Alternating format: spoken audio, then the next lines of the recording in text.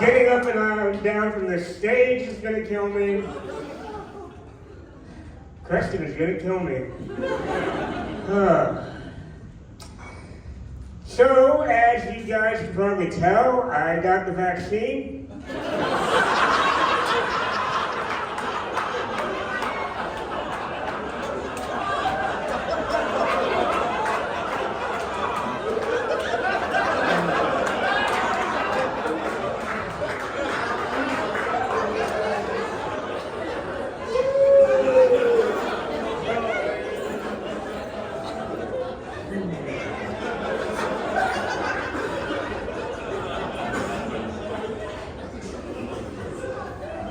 I think I discovered a side effect that they weren't talking about.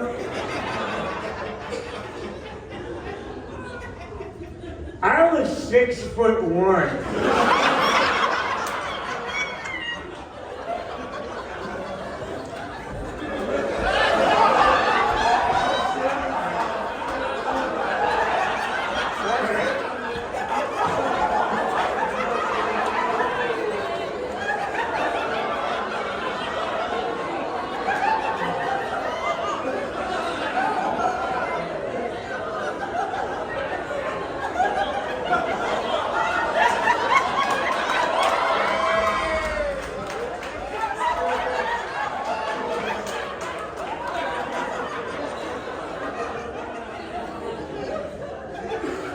Do I even need to go on?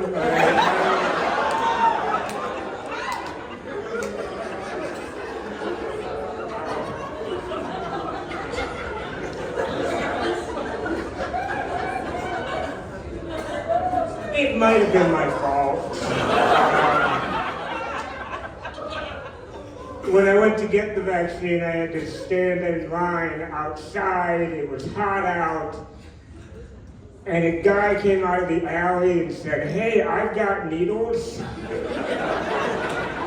And I was like, "Fuck this line, I'm going with that. Let's get this shit done."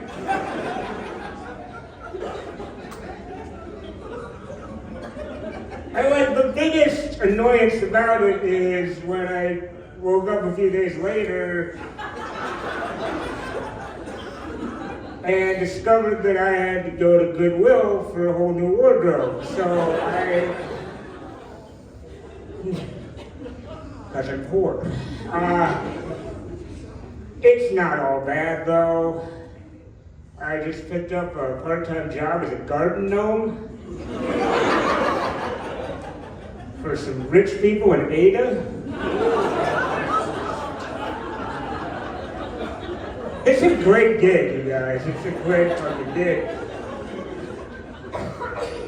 Your dumb coworkers don't try to talk to you because they can't. You just kind of, every now and then there's a garden party, you steal an hors d'oeuvre off the plate. It's frustrating though when the dog comes around to piss on your leg and then you kick it real quick, but, whatever.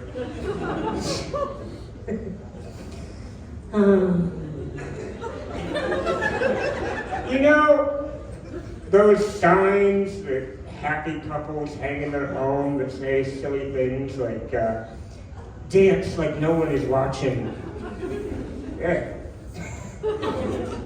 I have one in my home that says, have that domestic dispute like no one else is at Applebee's.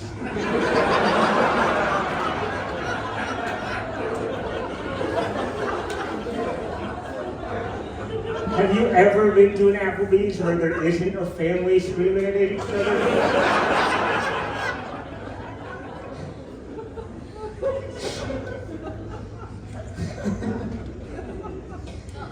You guys look like you're into Russian literature.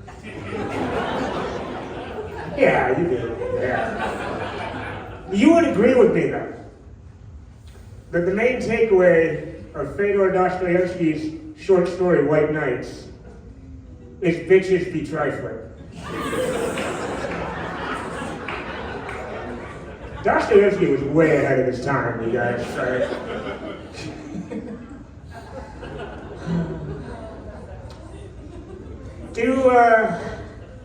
Do content creators ever stop creating content long enough to create memories with their children?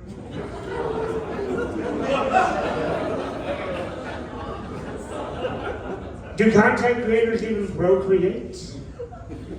If they do, are they making children or just extras? Like, feed your kid. You're on Twitch and he's over in the corner twitching. Shit. No one cares about. Yeah. I have not been doing a lot of stand-up lately because I've been entering a lot of breakdance competitions. It's great. I usually win. Just take off my shirt, lube up the hump, and spin me around.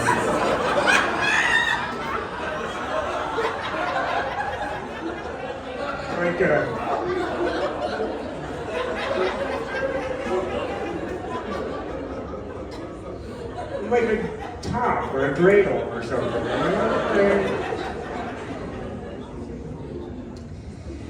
Yeah.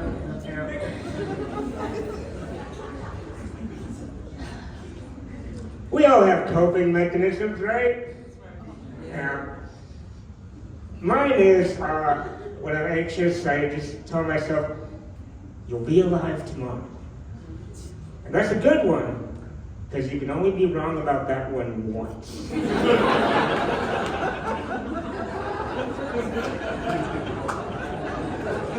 not a lot of disappointment there.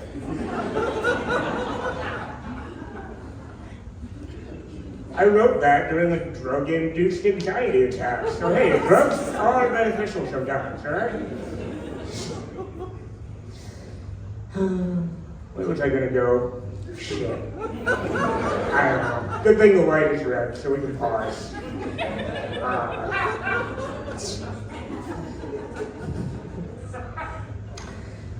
I work at a store which is in a weird part of town. Like, our clientele is like Karens and crackheads. And like, I work by the door, so I'm usually in charge of asking the crackheads to move along. Which actually is not as hard as it sounds. You just have to be the only one that engages the crackhead in conversation. And then you just kind of move to the door while you listen.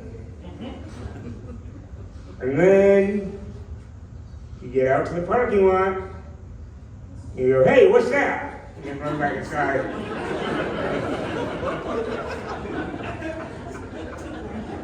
It works like 80% of the time. And then you instantly regret it because you get back to the service desk and a Karen comes in with a return. And the return policy is 30 days and she bought it 9 months ago. And she's gonna be a bitch. She's got that look in her eye as soon as she walks in. You already know it. Like, oh, okay. Retail is a combat sport, I understand. So then you gotta like go back out to the parking lot and be like, hey Willie, come on, come back in. I need you to stand uncomfortably close to this lady.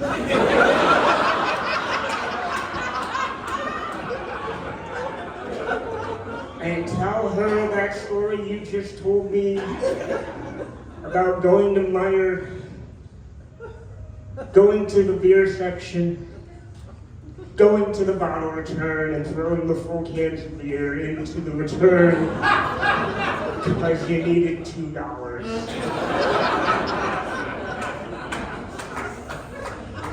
And I need you to do that while I do this return.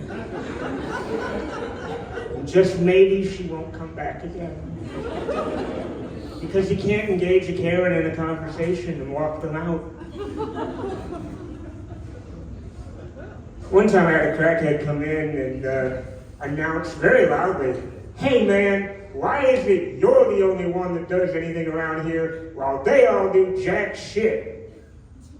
All right, thank you, Mr. Crackhead. I am a big fan of crack right now, right? But then he proceeded to call my coworker a fag and then left. So, 1 out of 2 statements ain't bad. Sorry, he didn't like record. Oh well. Did anybody else around here think that QAnon just stood for Queers Anonymous?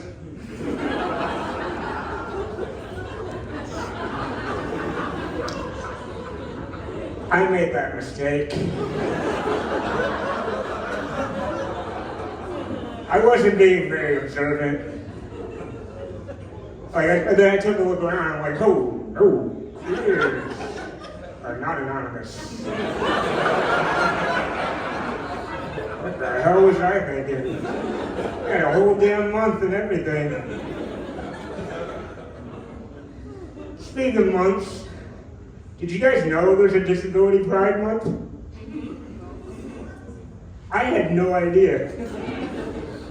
For 33 years, I was disabled and didn't know we had a month. Probably because most of us aren't proud of it.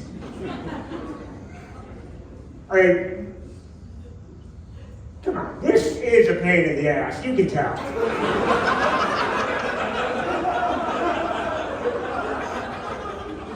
Goddamn pain in the ass.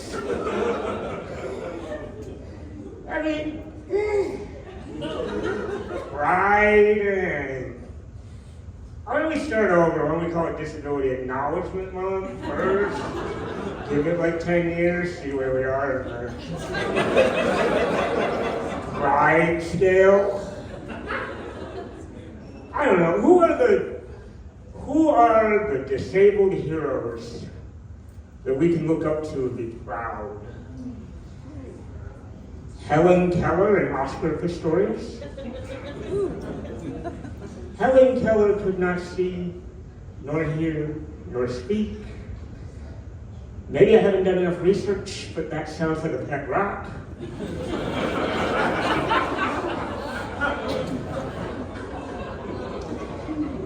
And Oscar Pistorius killed his girlfriend with one of his fake legs. So, pride? That leaves us with Stephen Hawking, the robot man that loves space. He also cheated on his wife twice. How? I don't know. I mean, I'm kind of proud of him for that, but bro can't move. You would think after he got caught the first time, his wife would have just wheeled him into a closet and shut the door. You ain't going nowhere. I cut the wire to your little wheelchair here, buddy.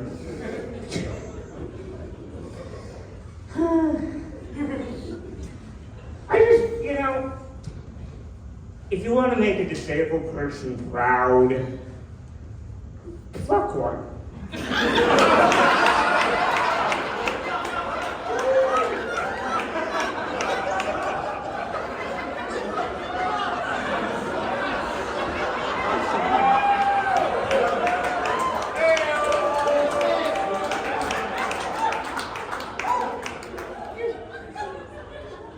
Fuck one. We're everywhere. And Disability Pride Month is coming up, so you're trying to prepare. July is just around the corner. Let's go. Get out there.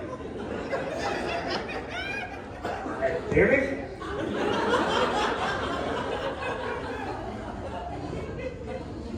So yeah, I've never been, what the hell was I about to say? Never been done well with the ladies. Never done well with the ladies.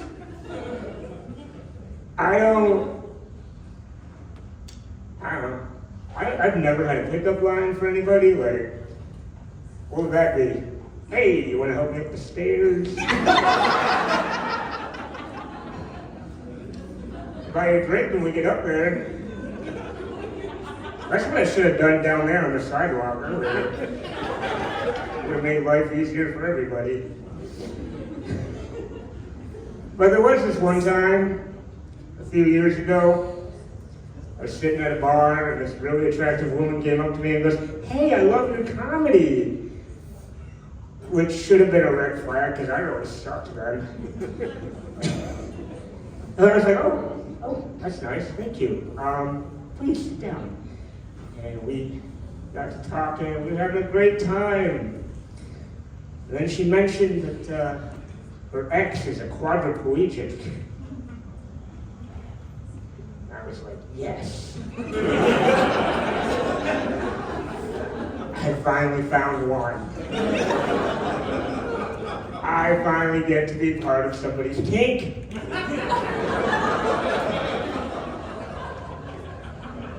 I don't know where I stand in that scenario, other than that I stand. You know, I don't know what she sees, like, you know, am I a step up or a step down? Or a ramp up or a ramp down? Like, I don't know, but cool. So we kept talking, and you know, and then a few drinks later, I started to question her sanity. A lot.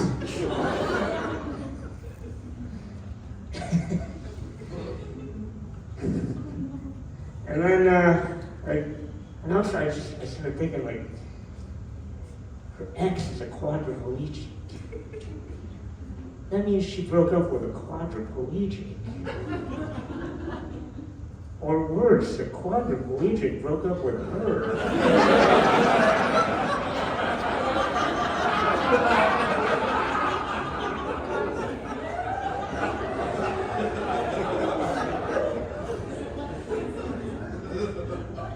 He looked up at her one evening from his chair and said, "Bitch, I'm done." And then blew into a hose and zoomed off into the sunset.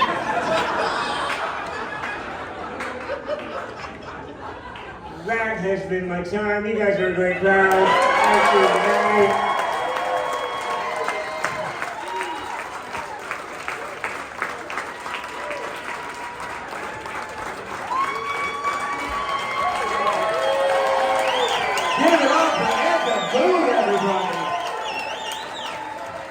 Just so you guys know, this is all Grand Rapids talent. All these comics are here in Grand Rapids performing all the time.